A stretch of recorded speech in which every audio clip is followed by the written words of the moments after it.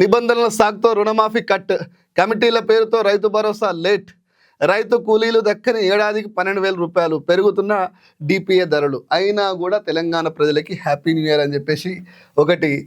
ఏడాది పాలనలో 1122 food poison కేసులు, నిర్లక్ష్యానికి బలైన 57 మంది చిన్న పిల్లల్ని సాధలేనటువంటి సన్నాసి పాలన.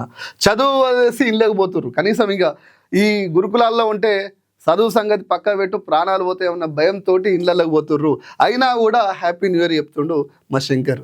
మహిళలు వాళ్ళకి 2,500 ఇప్పిస్తా అని చెప్పేసి, ఆడబిడ్డల చేతికి తులం బంగారం అని చెప్పేసి, యువతకు స్కూటీల పేరుతోటి ఇంకా చాలా చెప్పిండు.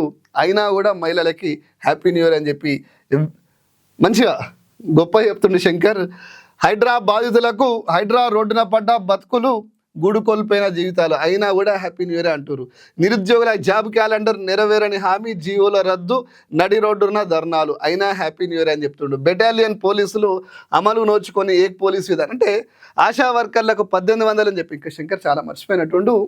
సమగ్ర ఉద్యోగులకు సంబంధించి 19,000 మందిని వాళ్ళని ఎగేసి కేసీఆర్ని పడగొట్టడం కోసం రాజకీయంగా వాడుకొని వాళ్ళని మోసం చేసి ఇలా రోడ్డు పాలు చేశారు.